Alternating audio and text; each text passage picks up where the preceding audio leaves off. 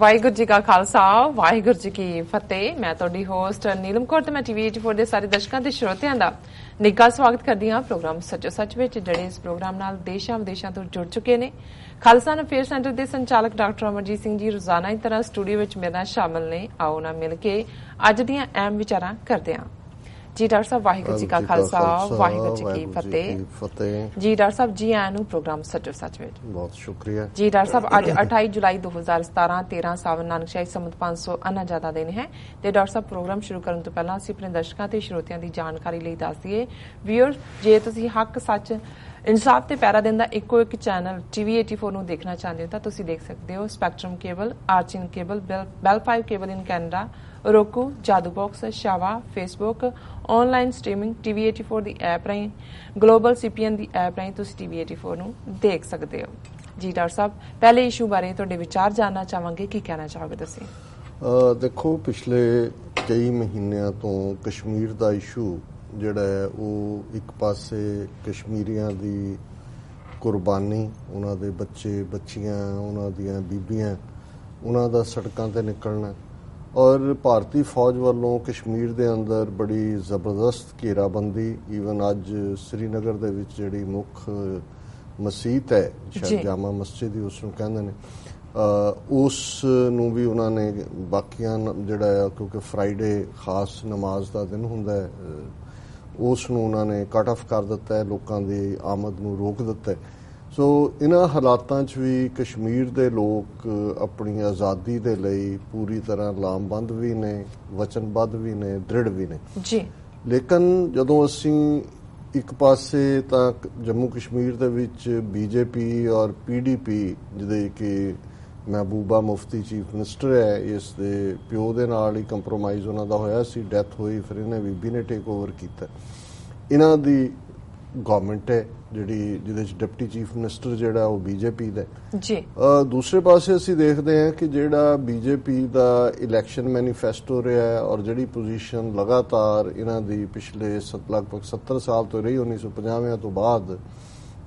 ਕਿ ਕਸ਼ਮੀਰ ਨੂੰ ਜਿਹੜਾ ਆਰਟੀਕਲ 370 ਦੇ ਥੱਲੇ, ਜਿਹੜਾ ਕਿ ਐਕਚੁਅਲੀ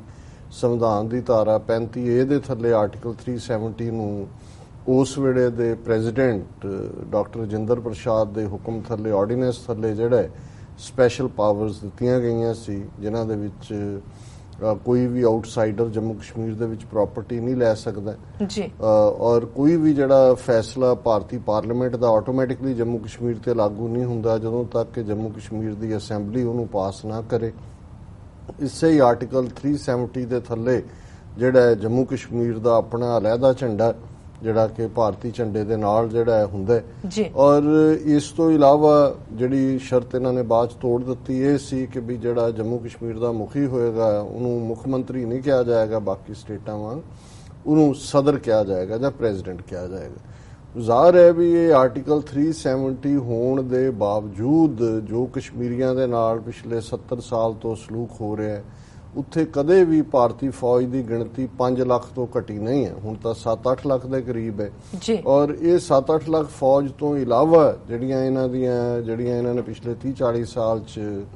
ਜਿਹੜੇ ਸੈਂਟਰਲ ਫੋਰਸਿਸ, ਜਿਨ੍ਹਾਂ ਨੂੰ ਪੈਰਾਮਿਲਟਰੀ ਫੋਰਸਿਸ ਕਹਿੰਦੇ ਨੇ, ਉਹ CRPF ਹੋਏ, ਉਹ ਕੋਈ ਹੋਰ ਨਾਂ ਰੱਖੇ ਹੋਣ, ਜੰਮੂ ਕਸ਼ਮੀਰ ਦੀ ਆਪਣੀ ਪੁਲਿਸ ਔਰ ਜੰਮੂ ਕਸ਼ਮੀਰ ਦੀਆਂ ਸਟੇਟ ਏਜੰਸੀਜ਼, ਇਹ ਕੁੱਲ ਮਿਲਾ ਕੇ ਜੇ ਤੁਸੀਂ ਦੇਖੋ ਤੇ ਰਫਲੀ ਇਹ ਕਲੋਜ਼ ਟੂ 1 ਮਿਲੀਅਨ ਫੌਜ ਇੰਨੇ ਛੋਟੇ ਏਰੀਏ 'ਚ, ਜਿਹੜੀ ਕਿ ਹਾਈਐਸਟ ਕੰਸੈਂਟਰੇਸ਼ਨ ਕਹੀ ਜਾ ਸਕਦੀ ਹੈ ਦੁਨੀਆ 'ਚ ਕਿਤੇ ਵੀ, ਈਵਨ ਮਿਡਲ ਈਸਟ ਦੇ ਉਸ ਫਲਸਤੀਨ ਏਰੀਆ ਨਾਲੋਂ ਵੀ, ਜਿੱਥੇ ਕਿ ਇਜ਼ਰਾਈਲ ਦਾ ਜਿਹੜਾ ਉਹ ਉੱਥੇ ਉਹਨਾਂ ਦਾ ਦਬਦਬਾ ਹੈ ਜਾਂ ਉਹ ਜਿਸ ਕਿਸਮ ਦੇ ਜ਼ੁਲਮ ਕਰਦੇ ਨੇ। ਸੋ ਇਹਦੇ 'ਚ ਕੋਈ ਸ਼ੱਕ ਨਹੀਂ ਕਿ ਭਾਰਤੀ ਫੌਜ ਦੀ ਕੰਸੈਂਟਰੇਸ਼ਨ ਕਿਸ ਲੈਵਲ ਤੇ ਹੈ, ਉਹਨਾਂ ਦੇ ਜ਼ੁਲਮ ਕਿਸ ਲੈਵਲ ਤੇ ਨੇ, ਕਿਵੇਂ ਉੱਥੋਂ ਦੇ ਨੌਜਵਾਨਾਂ ਨੂੰ ਹਿਊਮਨ ਸ਼ੀਲਡ ਦੇ ਤੌਰ ਤੇ ਇਸਤੇਮਾਲ ਕੀਤਾ ਜਾਂਦਾ ਹੈ,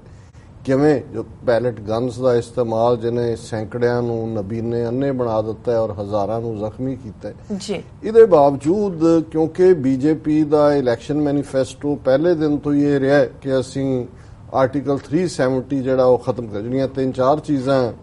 ਜਿਹਦੇ ਥੱਲੇ ਕਿ ਭਾਰਤ ਦੇ ਉਸ ਵੇਲੇ ਦੇ ਆਪਣੇ ਆਪ ਨੂੰ ਸੈਕੂਲਰ ਕਹਿਣ ਵਾਲੇ ਮੁਸਲਮਾਨ ਜੰਮੂ ਕਸ਼ਮੀਰ ਦੇ ਵਿੱਚ ਸ਼ੇਖ ਅਬਦੁੱਲਾ ਸੀ ਜਾਂ ਭਾਰਤ ਦੀ ਟੌਪ ਕਾਂਗਰਸ ਲੀਡਰਸ਼ਿਪ ਦੇ ਵਿੱਚ ਮੌਲਾਨਾ ਅਬੁਲ ਕਲਾਮ ਆਜ਼ਾਦ ਸੀ। ਉਹਨਾਂ ਨੇ ਮੁਸਲਿਮ ਪਰਸਨਲ ਲਾਅ ਭਾਰਤੀ ਸੰਵਿਧਾਨ ਦੇ ਵਿੱਚ ਹੈ ਕਿ ਭਾਈ ਜਿਵੇਂ ਈਸਾਈਆਂ ਦਾ ਜਾਂ ਪਾਰਸੀਆਂ ਦਾ ਯਹੂਦੀਆਂ ਦਾ ਅਲੱਗ ਲਾਅ ਹੈ, ਮੁਸਲਮਾਨਾਂ ਦਾ ਪਰਸਨਲ ਲਾਅ ਅੰਗਰੇਜ਼ਾਂ ਦੇ ਵੇਲੇ ਦਾ ਜਿਹੜਾ ਸ਼ਾਇਦ 1930 ਦੇ ਵਿੱਚ ਹੋਂਦ ਚ ਆਇਆ ਜੀ, ਉਹ ਰਹੇਗਾ ਕਾਇਮ ਉਸ ਤਰ੍ਹਾਂ ਹੀ। ਔਰ ਜੰਮੂ ਕਸ਼ਮੀਰ ਦਾ ਜਿਹੜਾ ਬੇਸ਼ੱਕ ਜਿਹੜਾ ਉਹਦਾ ਮਰਜਰ ਹੈ ਉਹ ਹਰੀ ਸਿੰਘ ਦੇ ਖਾਤੇ 'ਚ ਔਰ ਕਿਵੇਂ ਉਹਨੂੰ ਮੈਨੀਪੂਲੇਟ ਕੀਤਾ ਉਹ ਇੱਕ ਵੱਖਰੀ ਕਹਾਣੀ ਹੈ, ਪਰ ਇਹਦੇ 'ਚ ਕੋਈ ਸ਼ੱਕ ਨਹੀਂ ਹੈ ਕਿ ਸ਼ੇਖ ਅਬਦੁੱਲੇ ਦਾ ਰੋਲ ਉਸ ਪੀਰੀਅਡ 'ਚ ਇਹੀ ਸੀ ਕਿ ਜੀ ਅਸੀਂ 2 ਨੇਸ਼ਨ ਥਿਊਰੀ ਨੂੰ ਮਾਨਤਾ ਨਹੀਂ ਦਿੰਦੇ। ਸੋ ਉਸ ਨੇ ਆਪਣੇ ਪੀਰੀਅਡ ਦੇ ਵਿੱਚ ਕਦੇ ਵੀ ਮੁਹੰਮਦ ਅਲੀ ਜਿਨਾਹ ਮੇਰਾ ਖਿਆਲ ਹੈ ਕਿ ਜੰਮੂ ਕਸ਼ਮੀਰ ਦੇ ਵਿੱਚ ਜਾ ਨਹੀਂ ਸਕੇ, ਔਰ ਉਹਨੇ ਕਿਉਂਕਿ ਨਹਿਰੂ ਦੇ ਨਾਲ ਯਾਰਾਨਾ ਵੀ ਸੀ ਔਰ ਵੈਸੇ ਵੀ ਸ਼ੇਖ ਅਬਦੁੱਲੇ ਦੀ ਫੈਮਿਲੀ ਜਿਹੜੀ ਆ 19ਵੀਂ ਸਦੀ ਦੇ ਅਖੀਰ 'ਚ ਹੀ ਜਿਹੜੀ ਆ ਉਹ ਮੁਸਲਮਾਨ ਹੋਏ ਸੀ ਕਸ਼ਮੀਰੀ ਪੰਡਤਾਂ ਤੋਂ 1892 ਦੇ ਨੇੜੇ ਤੇੜੇ। ਸੋ ਕੁੱਲ ਮਿਲਾ ਕੇ ਉਹਨਾਂ ਨੇ ਆਪਣੇ ਹਮ ਮਜ਼ਹਬਾਂ ਦੇ ਨਾਲ ਪਾਕਿਸਤਾਨ 'ਚ ਜਾਣ ਨਾਲੋਂ ਜਿਹੜਾ ਉਹਨੂੰ ਸੀ ਸ਼ੇਖ ਅਬਦੁੱਲੇ ਨੂੰ ਕਿ ਅਸੀਂ ਇਹਨਾਂ ਨਾਲ ਕੋਈ ਲੂਜ਼ ਕਨਫੈਡਰੇਸ਼ਨ ਜਿਹੀ ਕਰਾਂਗੇ, ਔਰ ਉਹ ਖੁਦ ਆਪਣੇ ਆਪ ਨੂੰ ਬਤੌਰੇ ਜਿਹੜਾ ਰੂਲਰ ਦੇਖਦਾ ਸੀ। ਉਹਦੇ ਥੱਲੇ ਉਹਨੇ ਲੋਕਾਂ ਦੇ ਭਵਿੱਖ ਨਾਲ ਵੀ ਖਿਲਵਾੜ ਕੀਤਾ, ਆਪ ਵੀ ਮੁੜ ਕੇ 18-19 ਸਾਲ ਜੇਲ੍ਹ ਕੱਟੀ ਔਰ ਸ਼ਾਇਦ ਐਮਨੈਸਟੀ ਇੰਟਰਨੈਸ਼ਨਲ ਜਿਹੜੀ 1960 ਚ ਹੋਂਦ ਚ ਆਈ ਉਹਦੇ ਚ ਪਹਿਲਾ ਪ੍ਰਿਜ਼ਨਰ ਆਫ ਕੌਂਸ਼ੀਅਸ ਜਿਹਨੂੰ ਉਹਨਾਂ ਨੇ ਐਲਾਨਿਆ ਸੀ ਉਹ ਸ਼ੇਖ ਅਬਦੁੱਲਾ ਸੀ, ਜਿਹਦੇ ਲਈ ਫਿਰ ਉਹਨਾਂ ਨੇ ਉਹਦੀ ਰਿਹਾਈ ਲਈ ਮੁਹਿੰਮ ਵੀ ਵਿੱਢੀ। ਪਰ ਸ਼ੇਖ ਅਬਦੁੱਲਾ ਜੇਲ੍ਹ ਦੇ ਵਿੱਚ ਕੋਈ ਨੈਲਸਨ ਮੰਡੇਲਾ ਨਹੀਂ ਬਣ ਸਕਿਆ ਕਿ ਆਪਣੇ ਲੋਕਾਂ ਦੇ ਹੱਕਾਂ ਲਈ ਖੜੋਤਾ ਰਹਿੰਦਾ। ਅਲਟੀਮੇਟਲੀ ਉਹ ਬ੍ਰੇਕ ਡਾਊਨ ਹੋਇਆ, ਇੰਦਰਾ ਗਾਂਧੀ ਨੇ ਉਹਨੂੰ ਜ਼ਲੀਲ ਤਾਂ ਕਰ ਹੀ ਲਿਆ ਸੀ, ਉਹਨੂੰ ਬਾਹਰ ਕੱਢਿਆ। ਉਹਨੇ ਫਿਰ ਚੀਫ ਮਿਨਿਸਟਰ ਹੋਣ ਦੇ ਵਿੱਚ ਜਿਹੜਾ ਉਹ ਆਪਣਾ ਇੰਨਾ ਕੀ ਸਮਝੌਤਾ ਕਰ ਲਿਆ ਔਰ ਇਹ ਸਾਰੇ ਤੋਂ ਬਾਅਦ ਉਹਨੇ ਅੱਗੋਂ ਆਪਣੇ ਮੁੰਡੇ ਫਾਰੂਕ ਅਬਦੁੱਲੇ ਨੂੰ ਤਿਆਰ ਕੀਤਾ ਚੀਫ ਮਿਨਿਸਟਰੀ ਲਈ ਔਰ ਬਾਅਦ ਚ ਉਹਦਾ ਮੁੰਡਾ ਅੱਗੋਂ ਉਮਰ ਅਬਦੁੱਲਾ ਰਿਹਾ। ਸੋ ਇਹ ਤਾਂ ਅਬਦੁੱਲਿਆਂ ਦੀ ਕਹਾਣੀ ਹੈ ਜਿਹਦੇ ਚ ਜਿੱਥੇ ਉਹਨਾਂ ਦਾ ਇੱਕ ਸਟੇਜ ਦੇ ਉੱਤੇ ਸੈਕੂਲਰ ਹੋਣ ਦਾ ਬੜਾ ਜਿਹੜਾ ਉਹ ਡਰਾਮਾ ਕੀਤਾ ਗਿਆ, ਪਰ ਦੂਸਰੇ ਪਾਸੇ ਐਂਡ ਅਪ ਹੋਏ ਆ ਕੇ ਇੰਡੀਆ ਦੇ ਹੱਕ 'ਚ ਵੀ ਔਰ ਅਲਟੀਮੇਟਲੀ ਕਰਪਟ ਪ੍ਰੈਕਟਿਸਿਸ ਲਈ ਵੀ ਔਰ ਮੌਕਾ ਪ੍ਰਸਤੀ ਵੀ, ਜਿੱਥੇ ਵੀ ਉਹਨਾਂ ਨੂੰ ਵਕਤ ਵਾਜਪਾਈ ਦੇ ਵੇਲੇ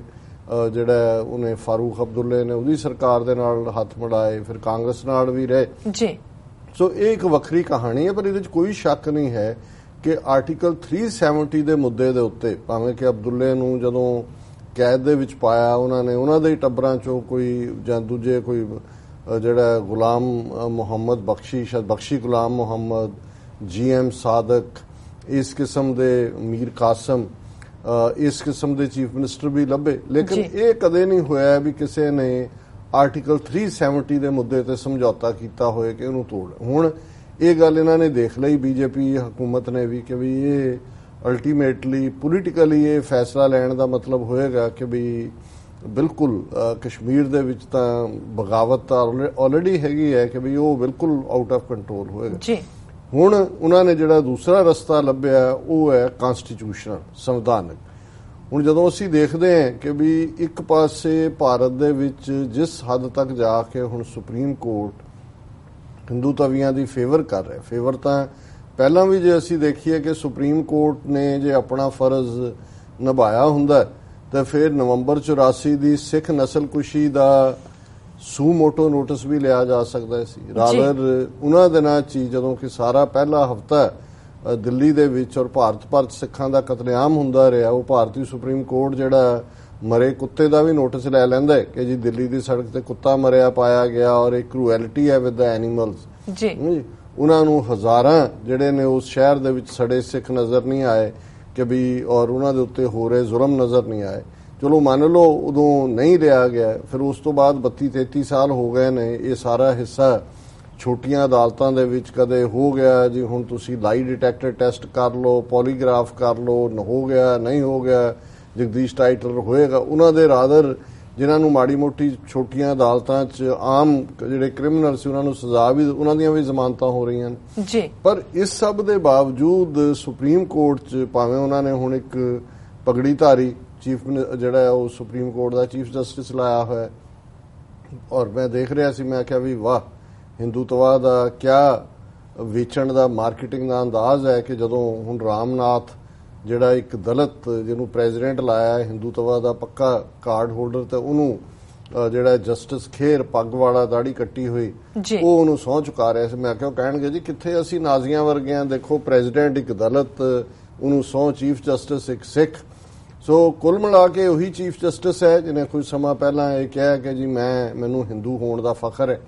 ਔਰ ਜਿਸ ਕਿਸਮ ਦੇ ਈਵਨ ਪਬਲਿਕ ਇੰਟਰਸਟ ਲਿਟੀਗੇਸ਼ਨ ਜਿਹੜੀ ਲੋਕ ਕਰਦੇ ਸੀ ਉਹਦੇ ਦਰਵਾਜ਼ੇ ਵੀ ਬੰਦ ਕਰ ਦਿੱਤੇ, ਇਹ ਕਹਿ ਕੇ ਕਿ ਜੀ ਜਿਹੜਾ ਕਰੇਗਾ ਇਹ ਲੋਕ ਹਿੱਤ ਜਾਂ ਜਨਹਿਤ ਪਟੀਸ਼ਨ, ਖਰਚਾ ਵੀ ਉਹਨੂੰ ਪਾਇਆ ਜਾਏਗਾ। ਔਰ ਹੋਰ ਵੀ ਇਸ ਕਿਸਮ ਦੇ ਜਿਹੜੇ ਫੈਸਲੇ ਪਿਛਲੇ ਪੀਰੀਅਡ 'ਚ ਆਏ ਨੇ, ਕੋਈ ਵੀ ਜਿਹੜੇ ਪਹਿਲੇ ਪੀਰੀਅਡ 'ਚ ਜਦੋਂ ਇਹ ਪ੍ਰੈਸ ਕਾਉਂਸਲ ਦਾ ਪ੍ਰੈਜ਼ੀਡੈਂਟ ਜਾਂ ਜਸਟਿਸ ਮਾਰਕੰਡੇ ਜਿਹੜਾ ਉਹ ਚੀਫ ਜਸਟਿਸ ਰਿਹਾ, ਜਾਂ ਉਸ ਤੋਂ ਬਾਅਦ ਵੀ ਮਨਮੋਹਨ ਸਿੰਘ ਦੇ ਪੀਰੀਅਡ 'ਚ ਜਿਸ ਕਿਸਮ ਦੇ ਬੋਲਡ ਡਿਸੀਜਨ ਸੁਪਰੀਮ ਕੋਰਟ ਨੇ ਲਏ, ਹੁਣ ਉਹਦਾ ਬਿਲਕੁਲ ਰਿਵਰਸਲ ਹੈ। ਉਹੀ ਫੈਸਲੇ ਲਏ ਜਾ ਰਹੇ ਨੇ ਜਿਹੜੇ ਹਾਕਮਾਂ ਨੂੰ ਸੂਟ ਕਰਦੇ ਨੇ। ਔਰ ਇਹਦੇ 'ਚ ਜਿਹੜੀ ਫਿਕਰ ਵਾਲੀ ਗੱਲ ਹੈ, ਔਰ ਮੈਂ ਇਹਨੂੰ ਐਜ਼ ਏ ਲੀਡ ਸੈਗਮੈਂਟ ਇਸ ਲਈ ਚੁਣਿਆ ਕਿ ਅੱਜ ਜਦੋਂ ਮੈਂ ਪ੍ਰਮੁੱਖ ਖਬਰਾਂ ਜੰਮੂ ਕਸ਼ਮੀਰ ਦੇ ਕੰਟੈਕਸਟ ਦੇਖੀਆਂ, ਪਰ ਇਸ ਦੀ ਗੱਲ ਕਰਨ ਤੋਂ ਪਹਿਲਾਂ ਮੈਂ ਇਹ ਦੱਸਦੇ ਹਾਂ ਕਿ ਵੀ ਇਹ 2014 ਦੇ ਵਿੱਚ ਕਿਉਂਕਿ RSS ਦਾ ਕੰਮ ਕਰਨ ਦਾ ਢੰਗ ਕੋਈ ਸਾਡੇ ਵਾਂਗ ਹੈਫਜ਼ੈਡਸ ਨਹੀਂ ਹੈ ਵੀ ਇਧਰੋਂ ਭੱਜੇ ਉਧਰ ਆ ਗਏ, ਹੋ ਗਿਆ ਬਿਆਨ ਦੇ ਦਿਓ ਨਾ, ਉਹ ਬੜਾ ਕੈਲਕੂਲੇਟ ਕਰਕੇ ਕੰਮ ਕਰਦੇ ਨੇ। ਔਰ ਤੁਸੀਂ ਦੇਖੋ ਵੀ ਜਿਵੇਂ ਉਹਨਾਂ ਨੇ ਇਹ ਨਤੀਸ਼ ਕੁਮਾਰ ਵਾਲਾ ਜਿਹੜਾ ਉਹ ਕੰਮ ਕੀਤਾ, ਉਹਦੇ ਨਾਲ ਉਹਨਾਂ ਨੇ ਇੱਕ ਤੀਰ ਨਾਲ 4 ਸ਼ਿਕਾਰ ਜਿਵੇਂ ਕਰਨ ਦੀ ਗੱਲ ਹੈ, 2 ਨਹੀਂ, ਉਹਨਾਂ ਨੇ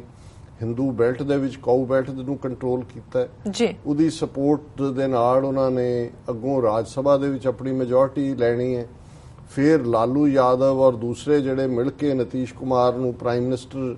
ਕੈਂਡੀਡੇਟ 2019 ਚ ਆਪੋਜੀਸ਼ਨ ਦਾ ਬਣਾ ਕੇ ਔਰ ਇਹਨਾਂ ਨੂੰ ਚੈਲੰਜ ਦੇਣਾ ਚਾਹੁੰਦਾ ਸੀ, ਉਸ ਦੀ ਫੂਕ ਕੱਢ ਦਿੱਤੀ ਹੈ। ਔਰ ਫਿਰ CBI ਨੂੰ ਵਰਤ ਕੇ ਲਾਲੂ ਯਾਦਵ ਦੇ ਸਾਰੇ ਟੱਬਰ ਦੇ ਖਿਲਾਫ ਹੀ ਕੇਸ ਰਜਿਸਟਰ ਕਰਕੇ ਉਹ ਮਾਹੌਲ ਬਣਾ ਦਿੱਤਾ ਹੈ। ਔਰ ਬਾਅਦ ਦੇ ਵਿੱਚ ਨਤੀਸ਼ ਕੁਮਾਰ ਨਾਲ ਹੈਂਡ ਜੁਆਇਨ ਕਰਕੇ ਉਹਨੂੰ ਵਾਪਸ ਚੀਫ ਮਿਨਿਸਟਰ। ਹੁਣ ਇਹਦੇ ਤੋਂ ਅੰਦਾਜ਼ਾ ਲਾਓ ਕਿ ਵੀ ਕਿਸ ਕਿਸਮ ਦੇ ਇਹਨਾਂ ਦੇ, ਔਰ ਨਤੀਸ਼ ਕੁਮਾਰ ਦੇ ਉੱਤੇ ਪਿਛਲੇ ਹੁਣ 20 ਮਹੀਨੇ ਤੋਂ ਚੋਣਾਂ ਤੋਂ ਬਾਅਦ ਉਹ ਚੀਫ ਮਿਨਿਸਟਰ ਉਦੋਂ ਤੋਂ ਹੀ ਇਹ ਕੰਮ ਕਰ ਰਹੇ ਸੀ, ਔਰ ਪਿਛਲੇ 6 ਮਹੀਨੇ ਤੋਂ ਇਹ ਸ਼ੁਰੂ ਹੋ ਗਿਆ ਸੀ ਨਜ਼ਰ ਆਣਾ ਕਿ ਕੀ ਡਾਇਰੈਕਸ਼ਨ ਜਾ ਰਹੀ। ਹੁਣ ਜਦੋਂ ਮੈਂ ਇਹ ਕਹਿ ਰਿਹਾ ਕਿ ਆਰਟੀਕਲ 370 ਇਹਨਾਂ ਨੇ ਕਨਸਟੀਟਿਊਸ਼ਨਲੀ ਖਤਮ ਕਰਵਾ ਦੇਣਾ,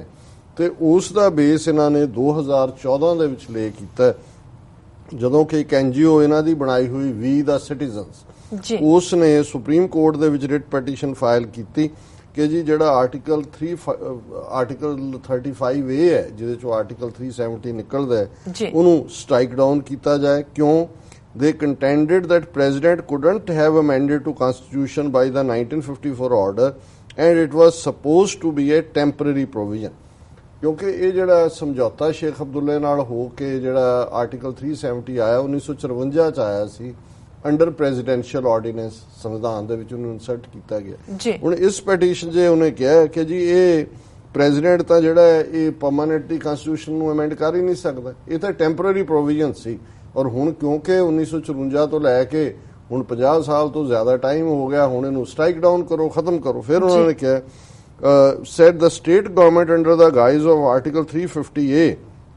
and Article 370, which grants special autonomous status to the state, has been discriminating against non-residents who are debarred from buying properties, getting a government job or voting in the local elections। ਉਹਨੇ ਕਿਹਾ ਜੀ ਇੱਕ ਦੇਸ਼ ਦੋ ਸੰਵਿਧਾਨ ਥੋੜੀ ਹੋ ਸਕਦੇ ਨੇ ਕਿ ਵੀ ਇੱਕ ਪਾਸੇ ਸੰਵਿਧਾਨ ਸਾਨੂੰ ਹੱਕ ਦਿੰਦਾ ਹੈ ਕਿ ਤੁਸੀਂ ਜਿੱਥੇ ਮਰਜ਼ੀ ਜਾ ਕੇ ਪ੍ਰਾਪਰਟੀ ਖਰੀਦੋ, ਜੌਬ ਲਾਓ ਜਾਂ ਵੋਟ ਪਾਓ, ਪਰ ਇਹਦੇ ਥੱਲੇ ਤਾਂ ਜਿਹੜਾ ਹੈ ਇਹ ਸਾਡੇ ਨਾਲ ਡਿਸਕ੍ਰਿਮੀਨੇਸ਼ਨ ਹੈ ਬਾਕੀ ਸਿਟੀਜ਼ਨਸ ਨਾਲ। ਜੀ Article 35A was added to Constitution by presidential order in 1954 and it accords special rights and privileges to the natives of the state and empower its legislature to frame any law without attracting a challenge on grounds of violating rights to equality of people from other states or any other right under Constitution। मैं पहले ही इसनूं explain कर चुका है जी। हुण Jammu Kashmir government ये जो public interest litigation आई ज़ाहिर है भी पहला रिस्पॉन्स जम्मू कश्मीर गवर्नमेंट ने करना सी। हुण जम्मू कश्मीर गवर्नमेंट दे जिहड़ा वकील सी उहने उहदे च कहा कि president has the power to incorporate a new provision in the constitution by way of an order. उन्होंने कहा कि जी प्रेजिडेंट दे कोल है अथॉरिटी। ਹੁਣ ਜਦੋਂ ਕੋਰਟ ਨੇ ਸੈਂਟਰ ਗਵਰਨਮੈਂਟ ਨੂੰ ਕਿਹਾ ਜੀ ਤੁਹਾਡੀ ਕੀ ਪੋਜੀਸ਼ਨ ਹੈ ਇਹਦੇ ਤੇ ਕਿ ਵੀ ਜਿਹੜਾ 1954 ਦਾ ਪ੍ਰੈਜ਼ੀਡੈਂਸ਼ੀਅਲ ਆਰਡਰ ਆਰਟੀਕਲ 370 ਔਰ 35A ਉੱਥੇ ਕਸ਼ਮੀਰੀ ਚ ਲਾਗੂ ਕਰਦਾ ਔਰ center recently expressed its reservations in filing a reply and requested the 3-judge bench headed by Chief Justice of India J.S. Khair to refer the matter to a large bench as constitutional issues were involved in the case. ਹੁਣ ਜਦੋਂ centre ਨੂੰ ਕਿਹਾ ਜੀ ਤੁਸੀਂ ਦੱਸੋ ਤੁਹਾਡਾ ਇਹਦੇ ਤੇ ਕੀ ਹੈ, ਉਹਨਾਂ ਨੇ ਕਿਹਾ ਜੀ ਇਹ ਬਹੁਤ ਡੂੰਘੀਆਂ ਸੰਵਿਧਾਨਕ ਜਿਹੜੀਆਂ ਆਈਨੀ ਇਹਦੇ ਚ ਕੰਪਲਿਕੇਸ਼ਨਸ ਨੇ, ਸੋ ਇਹ ਤੁਸੀਂ ਜਿਹੜਾ 3 ਜੱਜਾਂ ਦਾ ਬੈਂਚ ਨੂੰ ਸੁਣ ਰਹੇ ਹੋ ਇਹ ਤੁਹਾਡੇ ਕੰਮ ਕਰਨ ਵਾਲਾ ਨਹੀਂ ਹੈ, ਤੁਸੀਂ ਵੱਡਾ ਬੈਂਚ ਬਣਾਓ ਜਿਹੜਾ ਇਹਦੇ ਤੇ ਇਹਦੇ ਦੇ ਉੱਤੇ ਸੁਣਵਾਈ ਕਰੇ। ਸੋ ਜ਼ਾਹਰ ਹੈ ਕਿ ਸੈਂਟਰ ਗਵਰਨਮੈਂਟ ਨੇ 1954 ਦੇ ਉਸ ਪ੍ਰੈਜ਼ੀਡੈਂਸ਼ੀਅਲ ਆਰਡਰ ਨੂੰ ਮੰਨਣ ਤੋਂ ਨਾ ਕਰ ਦਿੱਤੀ ਹੈ ਔਰ ਉਹਨਾਂ ਨੂੰ ਇਹ ਵੀ ਲੱਗਦਾ ਸੀ ਕਿ ਵੀ ਹੋ ਸਕਦਾ ਹੈ 3 ਮੈਂਬਰੀ ਜਿਹੜਾ ਬੈਂਚ ਹੈ ਇਹ ਫੈਸਲਾ ਦੇ ਦੇ ਕਿ ਵੀ ਉਹ ਪ੍ਰੈਜ਼ੀਡੈਂਸ਼ੀਅਲ ਆਰਡਰ ਜਿਹੜਾ ਉਹ ਕਨਸਟੀਟਿਊਸ਼ਨਲ ਸੀ, ਪਰ ਮੈਨੂੰ ਇਹ ਲੱਗਦਾ ਹੈ ਵੀ ਇਹ ਗੇਮ ਵੱਡੀ ਹੈ ਔਰ ਇਹਦੇ ਚ ਉਹਨਾਂ ਨੇ ਜਦੋਂ ਲਾਰਜਰ ਬੈਂਚ ਦੇ ਸਾਹਮਣੇ ਜਾਏਗਾ ਉਹ ਜੇ ਸਟ੍ਰਾਈਕ ਡਾਊਨ ਕਰ ਦਿੰਦਾ ਹੈ ਕਿ ਜੀ ਜਿਹੜਾ 1954 ਚ ਪ੍ਰੈਜ਼ੀਡੈਂਸ਼ੀਅਲ ਆਰਡਰ ਸੀ ਜਿਹਦੇ ਥੱਲੇ ਜਿਹੜਾ ਇਹ ਇਸ ਪਾਰਟ ਨੂੰ ਲਾਗੂ ਕੀਤਾ ਗਿਆ ਉਹੀ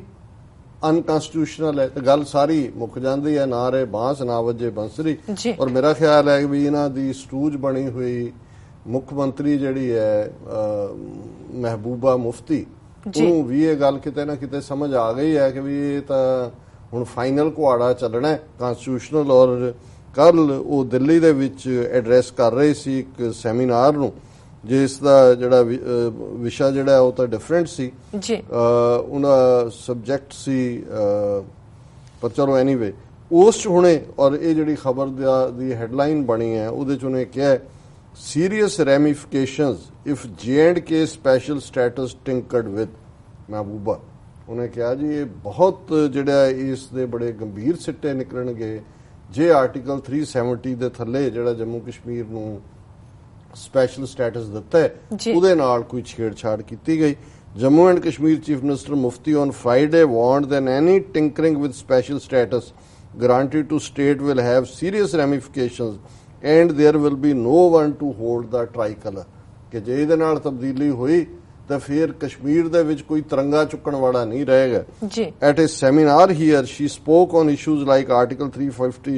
35A which gives special status to Jammu and Kashmir under Article 370 and said effort should be made that no one tinkers with it ਕਿ ਵੀ ਇਸ ਦੀ ਕੋਸ਼ਿਸ਼ ਹੋਣੀ ਚਾਹੀਦੀ ਹੈ ਵੀ ਇਹਦੇ ਨਾਲ ਕੋਈ ਹੇਰਾਫੇਰੀ ਨਾ ਕਰੇ। Chief minister said while on one hand ਹੁਣੇ ਉਹਨੂੰ ਐਡਮਿਟ ਕਰਨ ਲੱਗ ਗਈ ਹੈ ਵੀ ਕੰਸਪੀਰੇਸੀ ਕੀ ਚੱਲ ਰਹੀ ਹੈ, ਹਾਲਾਂਕਿ ਇਹਨੂੰ ਪਹਿਲਾਂ ਕਿਹੜਾ ਨਹੀਂ ਸੀ ਪਤਾ ਪਰ ਉਹਨੂੰ ਲੱਗਦਾ ਹੈ ਕਿ ਵੀ ਇਹਦੇ ਤੋਂ ਪਹਿਲਾਂ ਕਿ ਸੁਪਰੀਮ ਕੋਰਟ ਦਾ ਲਾਰਜਰ ਬੈਂਚ ਹੀ ਅਨਕਨਸਟੀਟਿਊਸ਼ਨਲ ਬਣਾ ਦੇ ਉਹਨੂੰ ਤੇ ਆਪਣਾ ਸਿਰ ਵੀ ਬਚਾਣਾ ਹੈ। Chief minister said while on one hand efforts are afoot for resolving the Kashmir issue within the framework of constitution on the other hand we flog it ਕਿ ਇੱਕ ਪਾਸੇ ਭਾਰਤ ਦੇ ਸੰਵਿਧਾਨਕ ਦਾਇਰੇ 'ਚ ਰਹਿੰਦੇ ਆ ਕਸ਼ਮੀਰ ਦੀ ਸਮੱਸਿਆ ਹੱਲ ਕਰਨ ਦੀ ਗੱਲ ਕੀਤੀ ਜਾ ਰਹੀ ਹੈ ਪਰ ਦੂਸਰੇ ਪਾਸੇ ਹੱਥ 'ਚ ਚਾਬਕ ਫੜਿਆ ਹੋਇਆ, ਮਤਲਬ ਇਹ ਹੈ ਕਿ ਹੁਣ ਕਨਸਟੀਟਿਊਸ਼ਨਲ ਫਲੌਗ ਹੈ ਜਿਹਦੇ ਥੱਲੇ ਜਿਹੜਾ ਉਹਨਾਂ ਨੇ ਇਹਨੂੰ ਫਲੈਟ ਕਰ ਦੇਣਾ ਹੈ। Who is doing it? Why are they doing it? Challenging Article 35A. ਬੀਬੀ ਤੈਨੂੰ ਨਹੀਂ ਪਤਾ ਕੌਣ ਕਰ ਰਿਹਾ ਹੈ ਕਿਉਂ ਕਰ ਰਿਹਾ ਹੈ, ਐਡੀ ਵੀ ਤੂੰ ਭੋਲੀ ਨਹੀਂ ਹੈਗੀ। She asked as she added candidly, let me tell you that my party and other parties who carry the national flag there, despite all risks, I have no doubt in saying that no one will hold it if it is tinkered. ਕਿ ਮੈਂ ਬਿਲਕੁਲ ਹੁਣ ਗੱਲ clear ਕਰਦੇ ਹਾਂ ਕਿ ਮੇਰੀ party ਜਾਂ ਜਿਹੜੀਆਂ ਪਾਰਟੀਆਂ ਹੁਣ ਤੱਕ ਉੱਥੇ ਤਿਰੰਗਾ ਲੈ ਕੇ ਤੁਰੀਆਂ ਹੋਈਆਂ ਕਿ ਵੀ ਅਸੀਂ ਭਾਰਤ ਦੇ ਨਾਲ ਆਪਣਾ ਅਲਾਇੰਸ ਮੰਨਦੇ ਅਸੀਂ ਉਹਨਾਂ ਝੰਡੇ ਨੂੰ ਫਿਰ ਚੁੱਕ ਨਹੀਂ ਸਕਾਂਗੇ, ਮਤਲਬ ਤੁਹਾਨੂੰ ਚੁੱਕਣ ਕਿਹਨੇ ਦੇਣਾ। ਹੁਣ ਵੀ ਤੁਸੀਂ ਉਹ ਪੁਲਿਸ ਗਾਰਡਸ ਔਰ ਆਰਮੀ ਦੀ ਪ੍ਰੋਟੈਕਸ਼ਨ ਥੱਲੇ ਮੂਵ ਕਰ ਦਿਓ, ਆਪਣੇ ਲੋਕਾਂ 'ਚ ਜਾ ਕੇ ਤਾਂ ਦੇਖੋ ਕਿ ਵੀ ਤੁਹਾਡੇ ਲੋਕ ਤੁਹਾਡੀ ਕਿੰਨੀ ਇੱਜ਼ਤ ਕਰਦੇ ਨੇ ਜਾਂ ਕਿੰਨਾ ਤੁਹਾਨੂੰ ਉਹ ਮਾਣ ਦਿੰਦੇ ਨੇ। ਫਿਰ ਉਹਨਾਂ ਨੇ ਕਿਹਾ ਕਿ ਵੀ ਇਹ ਜਿਹੜਾ Mehbooba said by challenging Article 35A in the Supreme Court, none of the separatist groups in the valley was getting affected as they were on a different agenda altogether. ਕਿ ਵੀ ਜਿਹੜੇ ਆਲਰੇਡੀ ਆਜ਼ਾਦੀ ਚਾਹੁੰਦੇ ਨੇ ਉਹਨਾਂ ਨੂੰ ਤਾਂ ਨਹੀਂ ਫਰਕ ਪੈਣਾ ਜੀ, ਉਹ ਤਾਂ ਪਹਿਲਾਂ ਹੀ ਕਨਕਲੂਡ ਕਰ ਚੁੱਕੇ ਨੇ ਕਿ ਜੇ 370 ਹੁੰਦਿਆਂ ਹੀ ਸਾਡੇ ਨਾਲ ਇਹ ਹੋ ਰਿਹਾ ਤੇ ਨਾ ਵੀ ਰਹੇਗਾ ਤਾਂ ਕੀ ਫਰਕ ਪੈਂਦਾ ਹੈ। ਪਰ ਉਹਨੇ ਕਨਕਲੂਜਨ 'ਚ ਕਿਹਾ but you are weakening those powers which are Indian and trust India and participate in elections and who fight to live a life honorably in Jammu and Kashmir, this is one of the problems. ਉਹਨੇ ਕਿਹਾ ਜੀ ਉਹਨਾਂ ਨੂੰ ਤਾਂ ਨਹੀਂ ਫਰਕ ਪੈਣਾ, ਉਹ ਤਾਂ ਪਹਿਲਾਂ ਹੀ ਤੁਹਾਡੇ ਨਾਲੋਂ ਜਿਹੜਾ ਉਹਨਾਂ ਨੇ ਕਿਨਾਰਾਕਸ਼ੀ ਕੀਤੀ ਹੋਈ, ਪਰ ਅਸੀਂ ਜਿਹੜੇ ਤੁਹਾਡੇ ਕੁੱਤੇ ਬਣ ਕੇ ਚੋਣਾਂ 'ਚ ਔਰ ਦੂਸਰੇ ਤੀਸਰੇ ਲੜ ਕੇ ਅਸੀਂ ਜਿਹੜਾ ਉਹ ਜੀ ਰਹੇ ਜੀ, ਸਾਡਾ ਕੱਖ ਨਹੀਂ ਰਹਿਣਾ। ਸੋ ਕੁੱਲ ਮਿਲਾ ਕੇ ਮੈਂ ਸਮਝਦਾ ਕਿ ਵੀ ਕਈ ਵਾਰ ਜਿੰਨੇ ਮਰਜ਼ੀ ਟ੍ਰੇਟਰ ਵੀ ਹੁੰਦੇ ਨੇ ਪਰ ਜਾਨ ਹਰ ਇੱਕ ਨੂੰ ਪਿਆਰੀ ਹੁੰਦੀ ਹੈ। ਪਰ ਜਿਵੇਂ ਇਹਨੇ ਰਿਐਕਟ ਕੀਤਾ ਮਹਿਬੂਬਾ ਨੇ, ਇਸ ਤੋਂ ਲੱਗਦਾ ਹੈ ਕਿ ਵੀ ਇਹ ਜਿਹੜੀ, ਕਿਉਂਕਿ ਹੁਣ ਜ਼ਾਹਰ ਹੈ ਵੀ ਜੇ ਕਸ਼ਮੀਰ ਗਵਰਨਮੈਂਟ ਨੇ ਸੁਪਰੀਮ ਕੋਰਟ ਦੀ ਕੁਐਰੀ ਦੇ ਜਵਾਬ 'ਚ ਕਿਹਾ ਕਿ ਜੀ ਇਹ ਤਾਂ ਕਨਸਟੀਟਿਊਸ਼ਨਲ ਹੈ ਪ੍ਰੈਜ਼ੀਡੈਂਟ, ਉਹ ਸੈਂਟਰ ਨੂੰ ਕਹਿੰਦੇ ਨੇ। ਹੁਣ ਰਿਸਪੌਂਸ ਤਾਂ ਸੈਂਟਰ ਦਾ ਇਹ ਬਣਦਾ ਸੀ ਕਿ ਸੈਂਟਰ ਗਵਰਨਮੈਂਟ ਕਹਿੰਦੇ ਬਿਲਕੁਲ ਕਿ ਇਹ ਕਨਸਟੀਟਿਊਸ਼ਨਲ ਹੈ, ਇਹ ਐਗਰੀਮੈਂਟ ਹੈ, ਇਹ ਸੈਕਰਡ ਹੈ, ਇਹ ਜਿਹੜਾ ਕਨਸਟੀਟਿਊਸ਼ਨ ਦੇ ਵਿੱਚ ਇਨਕਾਰਪੋਰੇਟ ਹੈ। ਔਰ ਸੈਂਟਰ ਕਹਿ ਰਹੀ ਹੈ ਜੀ ਇਹਦੇ 'ਚ ਅਜੇ ਬੜੀਆਂ ਕਨਸਟੀਟਿਊਸ਼ਨ ਕੰਪਲੀਕੇਸ਼ਨਸ ਨੇ, ਤੁਹਾਡਾ ਬੈਂਚ ਇਹਨੂੰ ਨਾ ਸੁਣੇ, ਇਹਨੂੰ ਤੁਸੀਂ ਵੱਡਾ ਬੈਂਚ ਬਣਾਓ। ਸੋ ਜ਼ਾਹਿਰ ਹੈ ਕਿ ਬੇਈਮਾਨੀ ਨਜ਼ਰ ਆ ਰਹੀ ਹੈ। ਸੋ ਇਹ ਕਿਸ ਡਾਇਰੈਕਸ਼ਨ 'ਚ ਗੱਲ ਜਾਏਗੀ, ਇਹ ਆਉਣ ਵਾਲੀਆਂ ਚੋਣਾਂ ਤੋਂ ਪਹਿਲਾਂ ਵੀ ਹੋ ਸਕਦਾ ਹੈ, 2019 ਤੋਂ ਪਹਿਲਾਂ, ਜਿੱਥੇ ਕਿ ਹੁਣ ਉਹਨਾਂ ਨੂੰ ਜਿੱਤਣ ਦਾ ਇਹ ਕਰ ਰਹੇ ਨੇ ਔਰ ਇਹਨਾਂ ਦੀਆਂ ਕਈ ਗੇਮ ਪਲਾਨ ਚੱਲ ਰਹੀਆਂ। ਅਮਿਤ ਸ਼ਾਹ ਨੂੰ ਦਾ ਰਾਜ ਸਭਾ ਦਾ ਮੈਂਬਰ ਭਰਵਾਇਆ, ਉਹਨੂੰ ਗੁਜਰਾਤ ਤੋਂ ਰਾਜ ਸਭਾ ਦੇ ਵਿੱਚ ਲਿਆ ਕੇ ਉਹਨੂੰ ਡਿਫੈਂਸ ਮਿਨਿਸਟਰ ਬਣਾ ਦੇਣਗੇ ਔਰ ਰਾਜ ਸਭਾ ਲੋਕ ਸਭਾ 'ਚ ਪਹਿਲਾਂ ਹੀ ਮੈਜੋਰਟੀ ਹੈ, ਪ੍ਰੈਜ਼ੀਡੈਂਟ ਵਾਈਸ ਪ੍ਰੈਜ਼ੀਡੈਂਟ ਇਹਨਾਂ ਦੇ ਬਣ ਗਏ ਨੇ, ਰਾਜ ਸਭਾ 'ਚ ਹੋ ਜਾਣੀ ਹੈ ਇਹਨਾਂ ਸਾਰਿਆਂ ਤੋਂ ਬਾਅਦ ਹੀ। ਫਿਰ ਜਦੋਂ ਸਈਆਂ ਭੈ ਕੋਤਵਾਲ ਤੋਂ ਡਰ ਕਾਹੇਗਾ, ਜੁਡੀਸ਼ਰੀ ਪਹਿਲਾਂ ਹੀ ਇਹਨਾਂ ਦੀ ਹੈ, ਫਿਰ ਆਰਟੀਕਲ 370 ਵੀ ਜਾਏਗਾ, ਮੁਸਲਿਮ ਪਰਸਨਲ ਲਾਅ ਵੀ ਜਾਏਗਾ ਔਰ ਸਭ ਦਾ ਜਿਹੜਾ ਹਿੰਦੂਕਰਨ 2020 ਦਾ ਕਰਨ ਦਾ ਹਰ ਇਕੱਲੇ ਲੋਕਾਂ ਦਾ ਹੀ ਨਹੀਂ, ਈਵਨ ਇਹਨਾਂ ਦੇ ਸੰਵਿਧਾਨ ਔਰ ਇਹਨਾਂ ਦੀ ਜੁਡੀਸ਼ਰੀ, ਉਹ ਏਜੰਡਾ ਵੀ ਇਹਨਾਂ ਦਾ ਮੁਕੰਮਲ ਹੋ ਜਾਏ। ਜੀ ਡਾਕਟਰ ਸਾਹਿਬ, ਬਿਲਕੁਲ। ਇੱਥੇ ਲੈਣੇ ਆ ਬ੍ਰੇਕ, ਬਾਰ ਤੋਂ ਪਹਿਲਾਂ ਅਸੀਂ ਆਪਣੇ ਦਰਸ਼ਕਾਂ ਤੇ ਸਰੋਤਿਆਂ ਨੂੰ ਦੱਸ ਦਈਏ ਤੇ ਉਹਨਾਂ ਨੂੰ ਆਪਾਂ ਅਪੀਲ ਵੀ ਕਰਦੇ ਹਾਂ, ਬੇਨਤੀ ਵੀ ਕਰਦੇ ਹਾਂ, ਗੁਜ਼ਾਰਿਸ਼ ਵੀ ਕਰਦੇ ਹਾਂ ਕਿ ਤੁਸੀਂ TV 84 ਦੀ ਵੱਧ ਤੋਂ ਵੱਧ ਮਾਈਕ ਸਹਾਇਤਾ ਕਰੋ। ਤੁਸੀਂ ਆਪਣੀ ਮਾਈਕ ਸਹਾਇਤਾ ਸਾਡੀ ਵੈਬਸਾਈਟ www.tv84tv ਤੇ ਜਾ ਕੇ ਪੇਪਰ ਰਾਹੀਂ ਰਿਕਰਿੰਗ ਡੋਨਰ ਬਣ ਕੇ ਕਰ ਸਕਦੇ ਹੋ, ਜਾਂ ਤੁਸੀਂ ਚੈੱਕ ਬਣਾ ਕੇ TV 84 ਤੇ ਨਾਂ ਤੇ ਸਾਨੂੰ ਇਸ ਪਤੇ ਤੇ ਮੇਲ ਕਰ ਸਕਦੇ ਹੋ 36-01 37th ਐਵਨਿਊ, ਲੌਂਗ ਆਈਲੈਂਡ ਸਿਟੀ, ਨਿਊਯਾਰਕ 11101 USA, ਜਾਂ ਫਿਰ ਫੋਨ ਰਾਹੀਂ ਵੀ ਤੁਸੀਂ ਸਾਨੂੰ ਸੰਪਰਕ ਕਰ ਸਕਦੇ ਹੋ 5164060694। ਅਸੀਂ ਤੁਹਾਡੇ ਬਹੁਤ ਹੀ ਤਹਿ ਦਿਲ ਸ਼ੁਕਰਗੁਜ਼ਾਰ ਹੋਵਾਂਗੇ। ਵੀਅਰਸ, ਸਾਡੇ ਨਾਲ ਇਸ ਤਰ੍ਹਾਂ ਬਣੇ ਰਹਿਣਾ। ਮਿਲਦੇ ਹਾਂ ਛੋਟੇ ਬ੍ਰੇਕ ਤੋਂ ਬਾਅਦ।